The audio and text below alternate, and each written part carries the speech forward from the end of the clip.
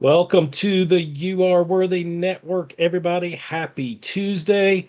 I am Steve Wormer, and I am just thrilled to be with you today. And I'm thrilled to introduce you to a new friend of mine, someone that is making a difference in this world. She is shining her light brightly, and I'm going to introduce her to you here in just a minute. But before I do, I want to say a couple of things, and I'll try my best to keep it brief, although I know you have to forgive me ahead of time because I'm a preacher and you know how that goes.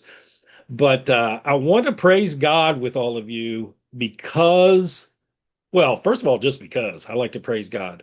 But specifically, what I'm referring to is the fact that the group is now crossed over the 15,000 member mark, and I know he did the heavy lifting on that, and he's blessed that. And I want to thank each one of you for being a part of it, whether you are watching for the very first time today, which is possible, or you watch quite a few of them. Thank you for being involved. I pray and hope that you're getting value out of the wonderful people that I bring on here.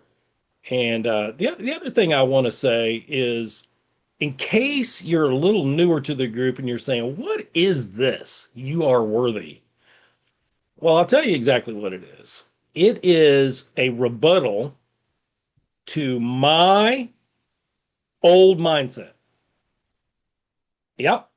I had stinking thinking. Imagine that. Anybody else have stinking thinking?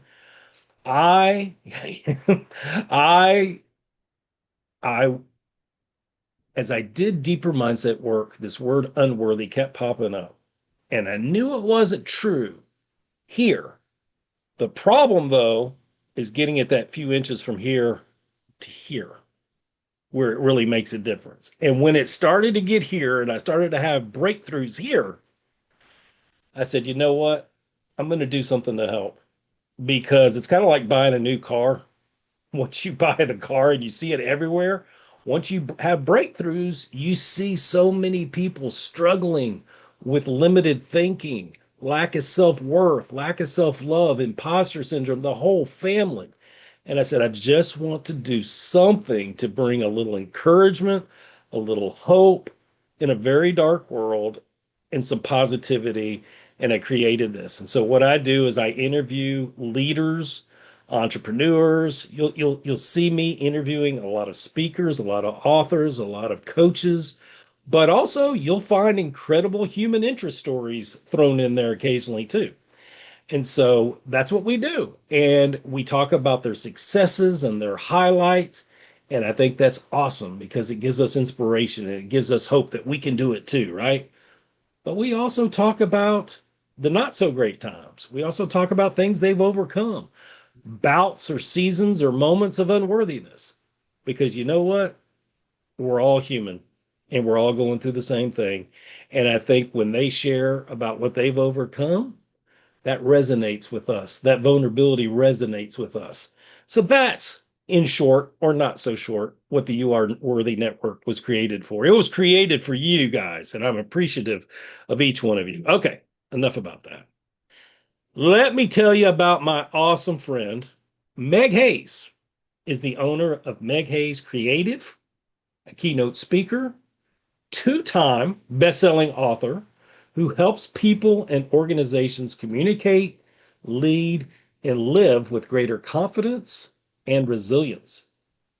With a background in journalism, marketing, and wellness coaching, Meg is known for her engaging storytelling, practical insights, and ability to inspire meaningful action through her writing and speaking.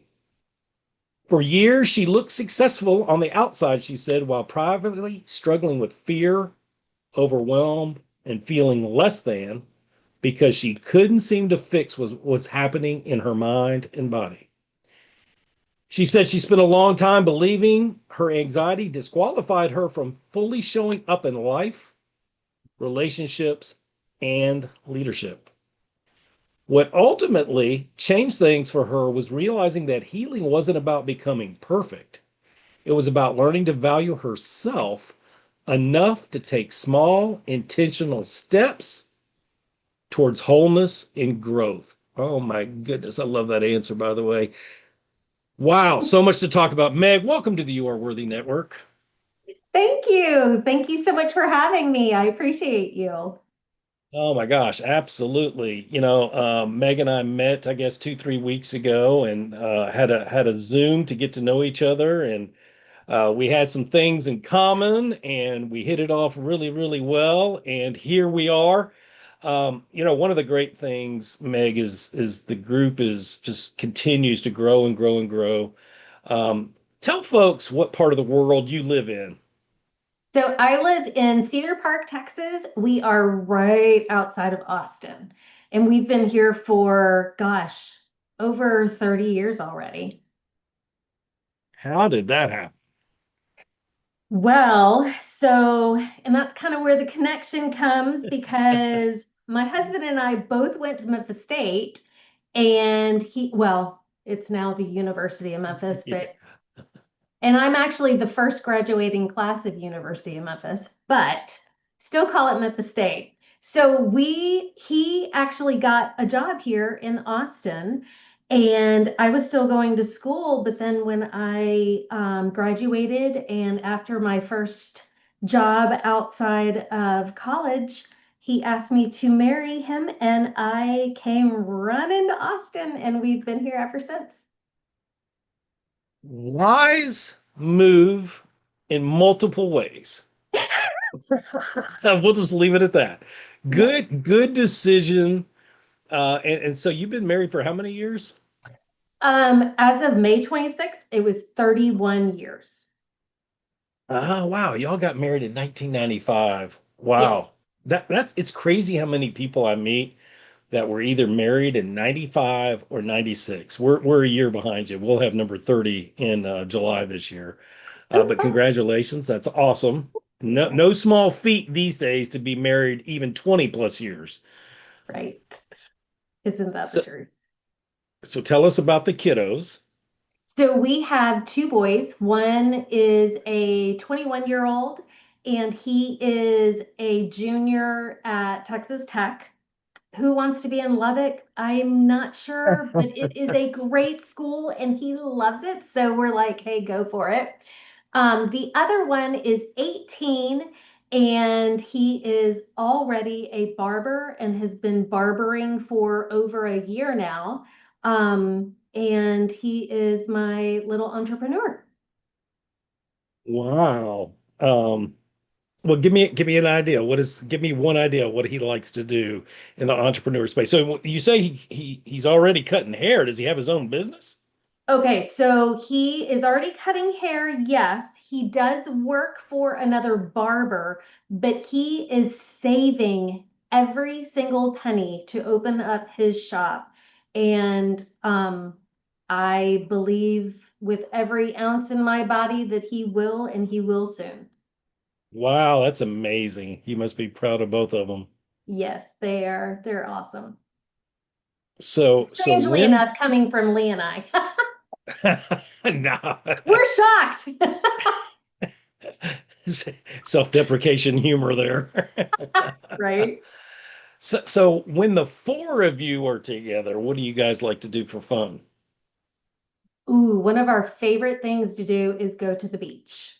We are huge beach people, and we are those people that go set up early in the morning, like 8 or 9. We have the umbrella and all the things, and then we have all our toys. We get in the water. We are not just like sitting there pretty tanning. It is like, we're throwing the footballs. We are having a really good time. So let me get this right. So like the worker is down there getting the umbrellas and the chairs laid out, and you're like claiming like you know which one to go grab from him. It's Oh, that kind yes. of early. Oh, yeah. Like we're paying him saying, we want it right here. Don't put anybody in front of us, please. Okay, so when you say we're beach people, what is Yes. the beach of preference? Okay. Interestingly, we go to South Padre almost every year. The kids have been blessed as well as us to go almost every single year of their life.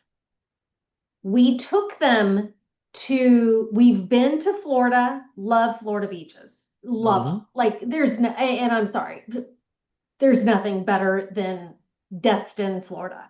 However, we are only 6 hours away from South Padre, so that is where we get to go. We took our children 3 years ago to Hawaii.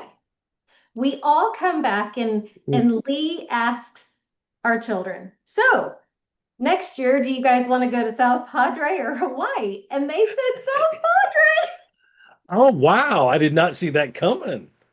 We didn't either, but actually we did because we were all kind of like, South Padre is just a beachy town. It's fun. It has all the vibe of beach, where Hawaii was just, it was I, I don't know. It was just a little much for us. And it was beautiful, don't get me wrong, but the beaches were not as fun as South Padre. It's interesting. We've got the opposite thing going on in terms of it only takes us, well, to Destin, 6.5, 7 hours. We like Panama City a little further south. But not much, only like 45 minutes. Right. And let me preface this with not during spring break, any of it. When Never.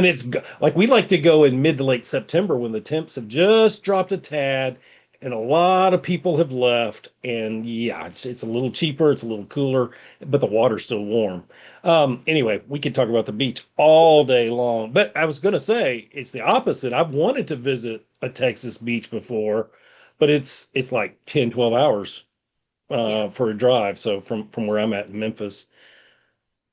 Um, let's go back in time a little bit. So let's go back to senior year in high school, and there's 2 weeks left before graduation. You've got your cap, you've got your gown, maybe you've got a class ring.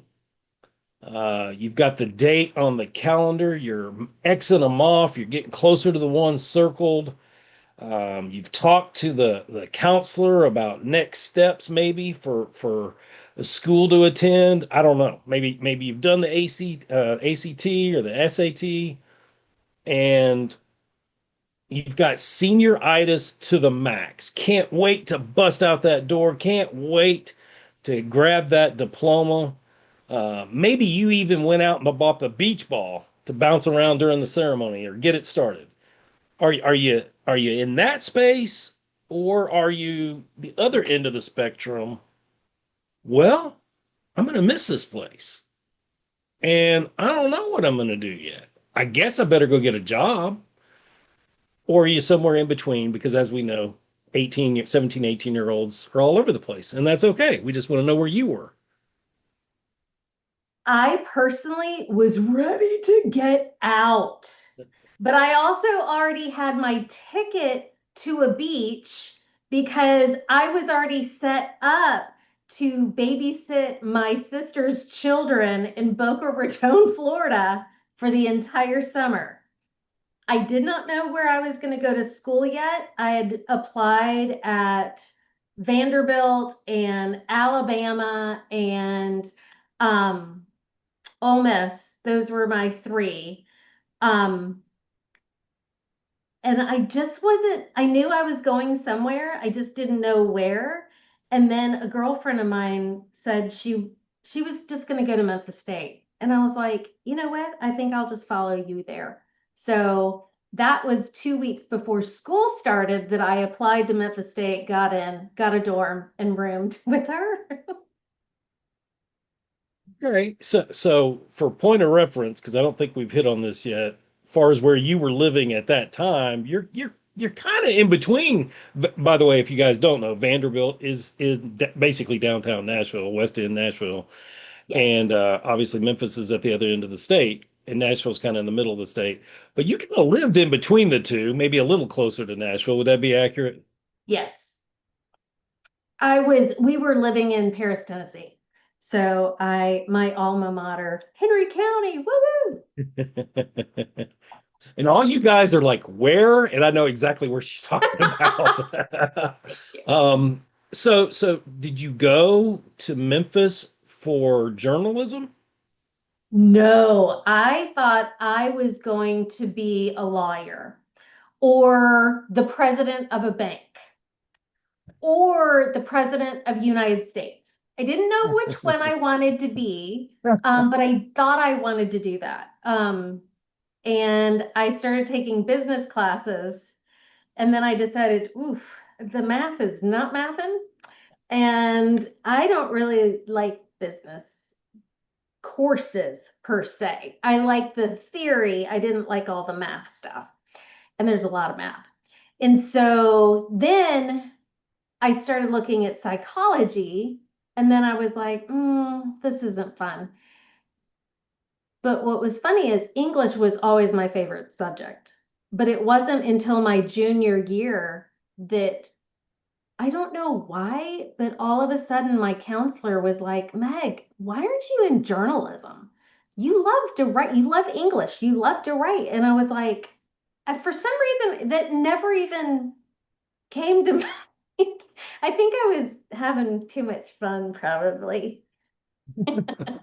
Classes were not nearly as important as the fun. Yeah. It's probably a good thing, without taking that topic too far. It's probably a good thing you were only in Memphis in terms of extracurricular. Oh, yes. Absolutely. And just by the way, I did have to take 2 full summers, full loads, and full loads of 18 hours all my semesters, junior and senior year, in order to graduate on time. And I still graduated in August. Wow. Yeah. My dad was like, 4 years, girl, you're out, no more. And I was like, okay, gotta get it paid. Pressure's on. It is. So yeah. Okay, so you do end up with a journalism degree, right?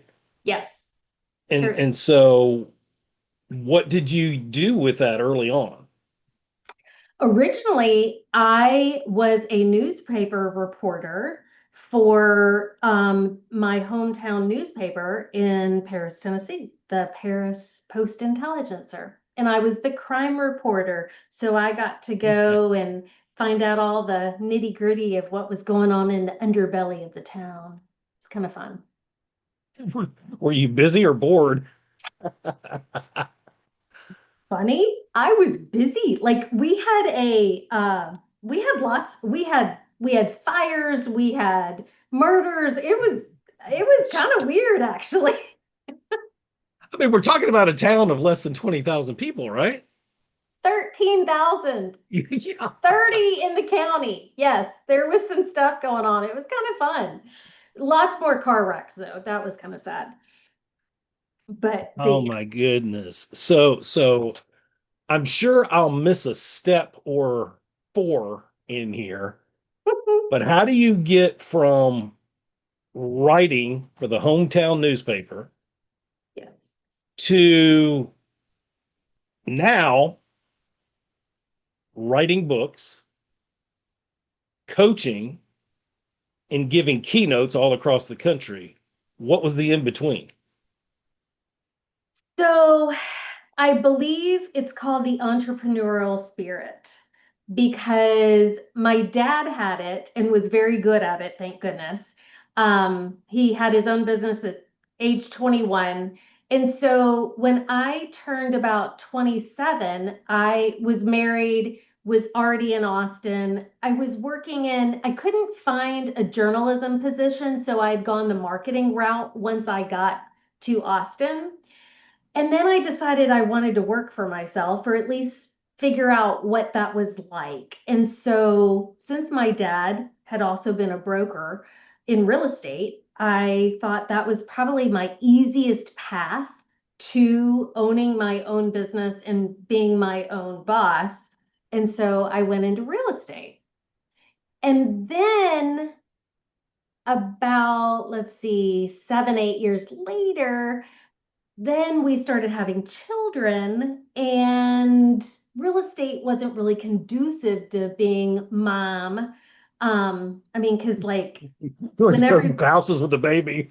exactly, which I have shown houses with babies, but it was like people want to see houses on the weekends and at night, and that's not really conducive to family. And so I stopped real estate and then got into really more social media and started doing that route. Um, and then I ended up, COVID happened and I was already getting healthy myself. So I decided to become, and I had always been interested in health. I was always a runner, working out, all the things. And so I became a health coach. And that was pretty life changing as well. And then I decided to really kind of go back into the marketing piece because I love telling people stories. Um, and I found that that was really where I kind of came back home, back to writing people's stories because I had really figured out that my story, the worst pieces of it, were what made it so valuable to others. So I started asking questions about others and, just started going down that route. It's been kind of fun. So, okay, I want to make sure I've got some of this right. Because you've dabbled with a good deal, right? And Yes. that's typical. That gets us to where we're supposed to be eventually. But you became a health coach. Now, are you still doing that? No, I am not doing that anymore. Okay. All right. Now, what are you doing any type of specific coaching right now? The coaching that I'm doing is more marketing in the fact of coaching people to really become clear on what their messages are. Okay. So So basically storytelling coaching, more or less, right? basically, yes, because I do a lot of bios. I rewrite websites. If somebody needs an article, they'll come and ask me to help them write it. If somebody needs something, I've helped people write some of their chapters in books. So I'm really just I'm helping people really brainstorm what they already have Yeah. inside and bring that out, and really show people who these people are and why they should be connected to them. Give us an example of someone that comes to you for that specific kind of help. What kind of clarity are they looking for, and typically what kind of business or goal do they have want to achieve? Does that make sense? Yes. Okay. Perfect example. I have this lady and she has a marketing company and she's doing everyone's social media. She's doing everybody's graphics. She's amazing. She does events. She does different things. And she says, Meg, I've got this website that I put together 3 years ago and I just threw it out there because I needed a website. I need your help. And I'm like, okay, I've got some questions. Yeah. And so I go through her website and then I send her a page, probably 2 pages of questions. And I'm not kidding when I say she emailed me back and she was like, oh, oh. And I was like, oh no, yeah. Because honestly, and for her, it worked out where I said, let's just get on a Zoom. Let's just talk. Because you telling me your story is going to help me tell others why to choose you. Right. And it's not her story of, oh, I've worked in corporate this much and I've done this and I've done that. No, no, her story is she is in a family of men in the service, men and women in the service.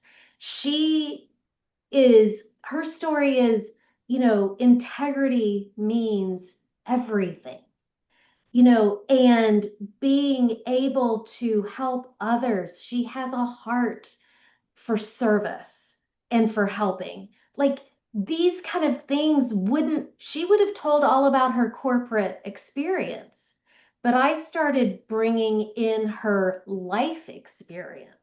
And Hmm. that's where people are like, wow, I get that.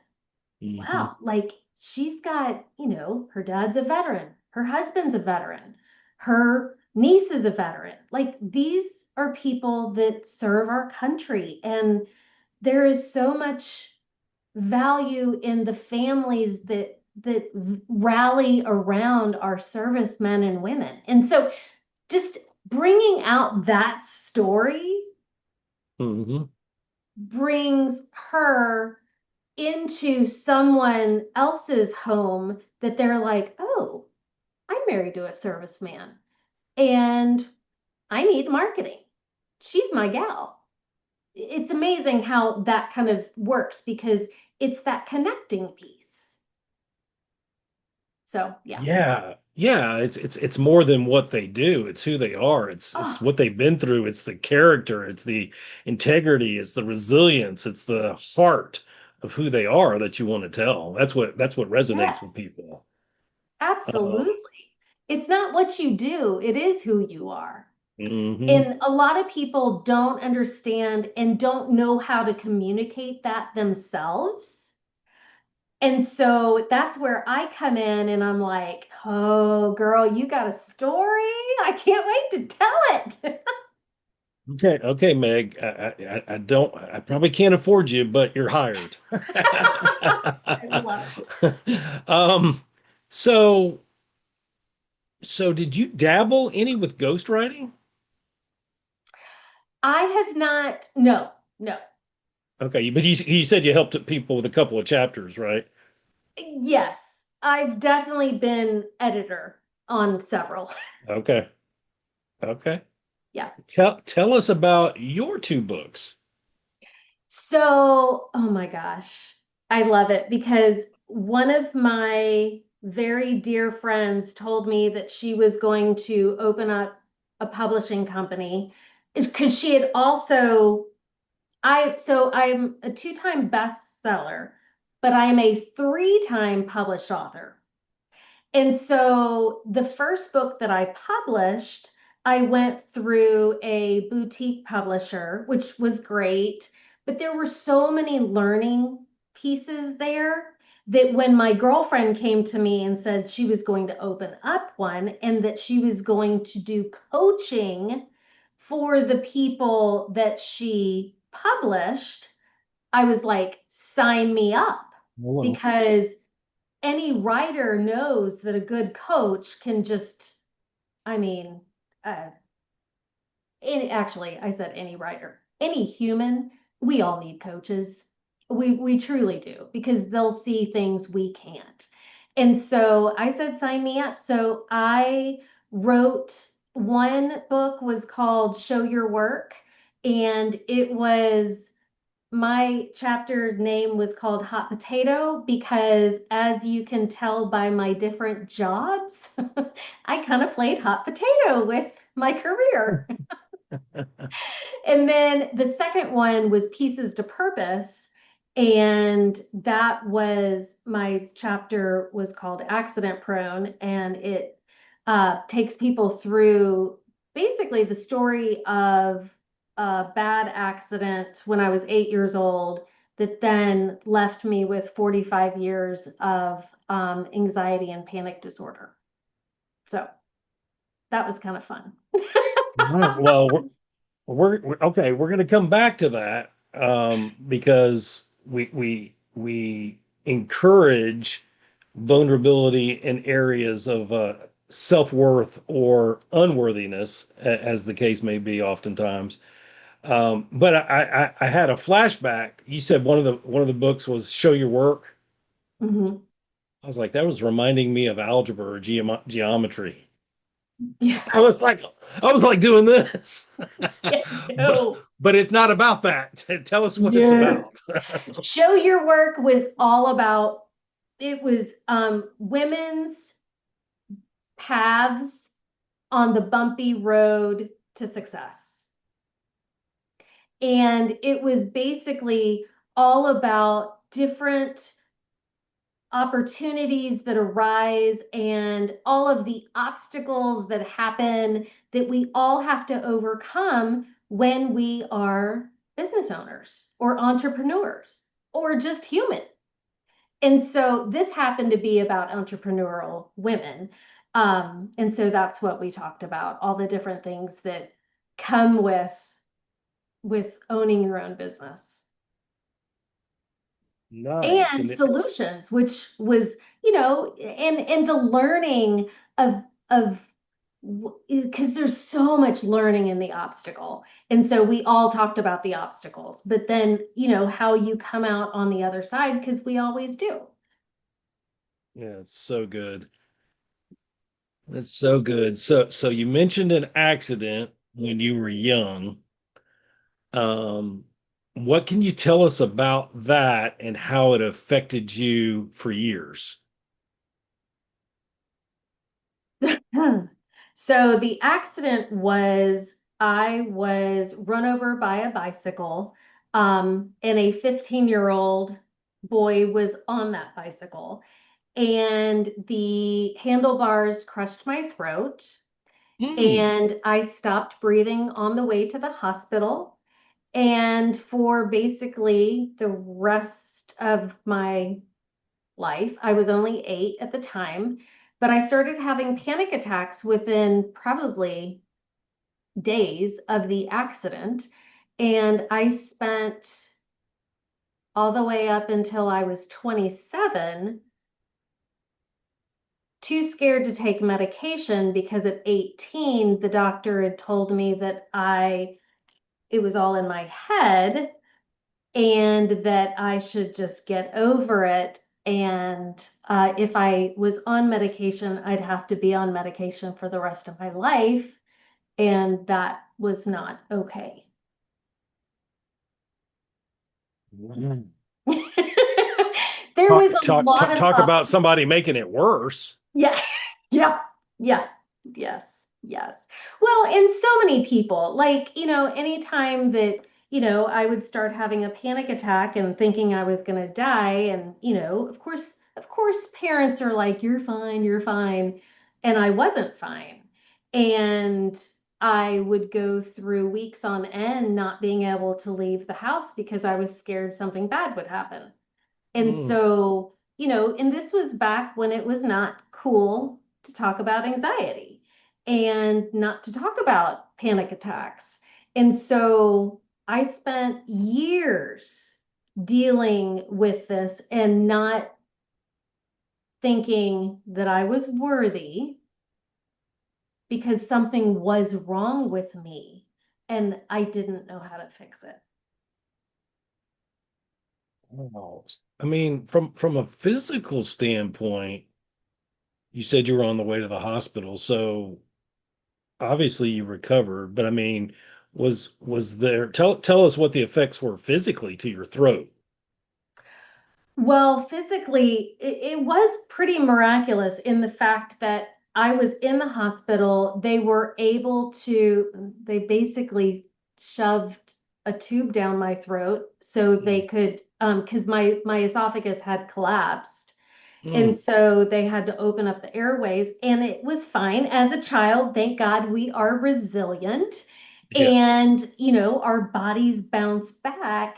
However, that trauma left me with, to this day, I don't like to swallow pills and I'm not very good at it. I mean, and the fear of choking has always been in the back of my head. Never Mm, a huge fan of eating. I mean, okay, don't get me wrong. I love to eat, but there was a lot of trauma with eating throughout my adult life. sure. Um, and so, and just anxiety and that kind of gloom and doom and that something bad's just around the corner kind of thing, really messed up my mindset and really my health too, because I didn't realize that the chronic stress of all of that um, was taking such a toll on my mind and body. And that's what's interesting. And this is why I got into health coaching was when I hired my health coach originally, she asked me the question, um, if anything was possible, what would you want for your health? And of course, I'm thinking, she's thinking, I'm sure everyone was thinking, oh, that I'd lose 20 pounds and never gain it back, or, whatever the case was. And I blurted out that I would never have another panic attack. And both of us were both like, oh, wait, what did you just say? And it was interesting because truly, when it came down to it, that's truly what I craved and what I wanted. Um, and so that is really, that happened what, January of 2020. The world had not shut down yet. And um, I started working very hard, not just on recognizing what I put into my body, but also more importantly for me, what I put into my mind. And that is why I am now on stages speaking, because I realized how important it is for others to know that our stories matter and our stories give life to others. And if we do not tell them, there may not be healing in them. And that's what I was put on this planet for. Wow. I mean, look at what God did. Oh, yeah. Um, and I'm sure, I'm not a therapist, but I've got some experience with trauma. I mean, there had to be some PTSD from that incident for sure. Oh, yeah. Oh, yeah. And so you just built the segue for us. And I appreciate you being vulnerable about that because it's not easy to be vulnerable about things that have a traumatic effect on us like that. But so when you get on stage now, how has not necessarily the accident itself, although I'm sure that comes up from time to time, but the lessons learned from that. How have you incorporated the lessons, the nuggets that you share from stage? Has that been a big influence, the lessons learned from that? Absolutely. Absolutely. The lessons in, that's why I talk so much about resilience, because I think so many people feel like resilience means I made it. No, no, resilience means you're continuing to show up and to make choices and to do the things. And it's all in those small steps. It's like the ladder. I love this visual. The ladder from the bottom to the top.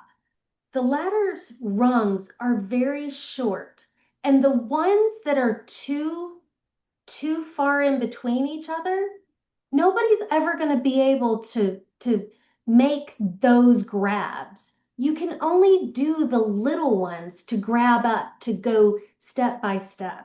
So making those giant leaps never works in real life. The small steps do.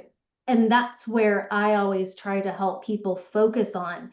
It's not where you want to go, it's what can I do right now that puts me in that direction? I love that. And I've seen that illustration before with those two ladders up against a wall. It's so powerful. And it Yeah. also reminds me of that quote of I may butcher it, but um, you don't have to see the whole staircase. You just have to take the first step. Yes. If that and it is true. In our journey, we don't know what tomorrow holds. We don't know what next month holds. We don't know what's going to happen an hour from now. So we can't Right. see that winding staircase and where it's going, but we can take the next step that's presented to us. And that gets into a whole nother conversation about courage and faith and all that. But so tell us one of the favorite things you like to talk about when you're on stage. I love to talk about soundtracks. And the reason why is because, first of all, if you have not read the book Soundtracks by John Acuff, it is a must read for anyone who wants to know about how to help themselves with their mindset. And he talks about soundtracks, and the soundtracks are, like music soundtracks, like songs. My example that I love to use is my husband every single morning of 31 years will wake up and he sings a song. It'll be Roxanne, you don't have to put up the red light. Okay, 5 hours later, guess what Meg is singing? It's contagious. It is. And I that is the key to anything we put in our mind. It is contagious. So if you want, what do you want to repeat 5 hours from now? Do you want to repeat a good soundtrack or a bad soundtrack? And that's when we're always choosing our thoughts. How many times a week do you have to tell him to change the channel? Oh my gosh. He's really good though. That's what's so funny. He knows so many different genres and all these different songs. Like I'm the one who sings in the family, but he knows all the words to all the songs. How funny is that? It's crazy. That's great. Um, Yes. tell folks where they can find you on social media and learn more about the great work that you're doing. Absolutely. So I am on LinkedIn. I am Meg Hays, Hays, no E. I'm also on Instagram and Facebook, and it's Meg Morgan Hays on Facebook and Instagram, I think. And we have all of her social Yeah. media links, and we'll put those in the show notes afterwards too. Um, I also yeah, have go a ahead. web. I'm sorry, I do have a website, and it's meghays.com. And the reason why I bring that up is anyone who goes onto my website can sign up for my weekly newsletter, and it is called GEM. And that A is my name spelled backwards. But for two, it stands for God's Encouragement by Meg. I love it. I So love it. Good stuff. What would Meg today, June 2nd, 2026, tell Meg 2 weeks before she was graduating high school? So, in other words, what would Meg today tell that 18-year-old girl that was about to get her diploma?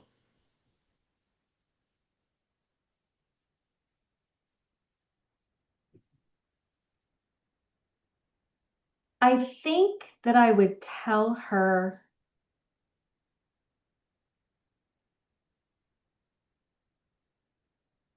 that she doesn't have to prove a thing or earn her worthiness, and that she was born and chosen from the get go and to take one step at a time.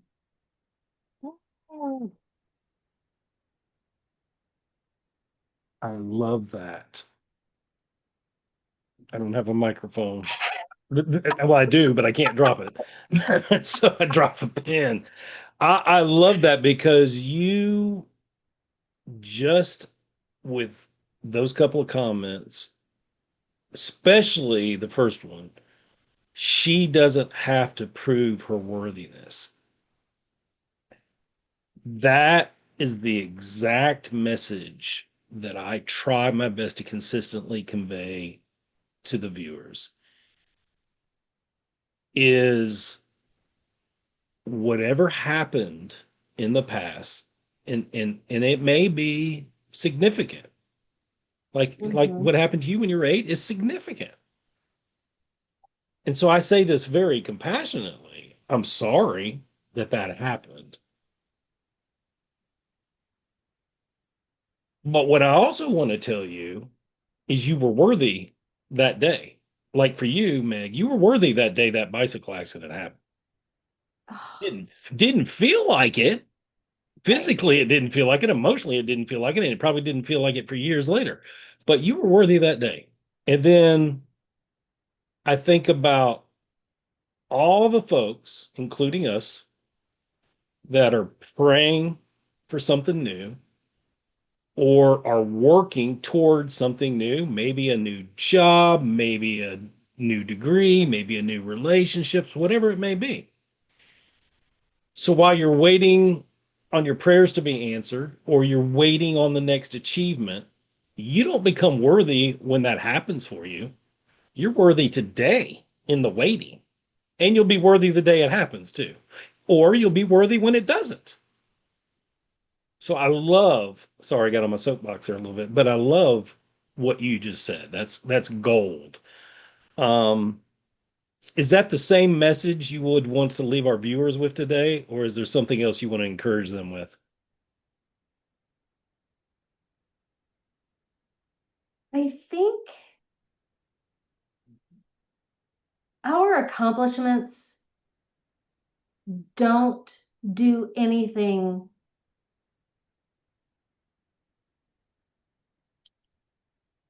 that what I just want to I'm at a loss because I'm trying to say that truly where you are today is where you're supposed to be. Hmm. And if it's not a good place, you can take small steps, but you can use where you were today in order to help someone else, whether it be good or bad. It matters not. Our stories help others, and telling others the good, the bad, and the ugly is what truly connects all of us as humans. And you can help somebody in the meantime. I love that message. Um, Took me a while to get there. Sorry about that. no, no, I love that. I'm going to say one quick thing, and then we're going to close it out. And I won't go into detail about it right here. But I've shared publicly, that before I found God, that my marriage was on the verge of divorce. And I've shared a particular story about that from the stage before. I opened with that from the stage. And I was like, you talk about taking vulnerability to the next level. I'm like, oh my gosh, you talk about totally uncomfortable. But I can't tell you how many people resonated with that and said, wow, I needed to hear that. I understand, I relate. So there's something, what I'm trying to articulate, I'm trying to trying to get it out too, is that we don't like to share the ugly. We don't like to admit the downside, but that's where some of the most powerful things are. That's where growth is, that's where relatability is, and we're all learning and growing and all going through stuff, and we're all gonna go through stuff. What I tell people all the time is the mountaintop, you know what? It's great for a while. but it gets cold and windy up there on the top of the mountain, right? And lonely. And you don't stay there very long. And you know what? You don't get to stay in the wilderness season very long either. It does seem longer for sure. But Right. what I want to encourage you guys with is neither lasts forever. Life, it tends to be in the Wednesday, in the middle. Yes. And um, I want to encourage you guys that whatever season you're in, and if you're in one of those seasons that's not so great, keep going, keep going, because your story is going to matter. And it is just a chapter in your book of life. Yes. God's not done with your book yet. And we're going to be inspired with that whole book when it's done. And we're going to be inspired when we read chapter 6, that season you really were challenged like no other season. And wow, look at the growth in chapter 7, 8, and 9 that came as a result of that. Keep fighting, guys. Meg, you've been awesome. I want to thank you for being our special guest today. I want to thank you for the vulnerability. I want to thank you for the humor. I want to thank you for the relatability. And I want to thank you for the nuggets of wisdom that you shared today. It's been awesome. Thank you so much. It's been a blast. Guys, you're worthy of love, respect, and success. I appreciate each one of you. Till next time, God bless.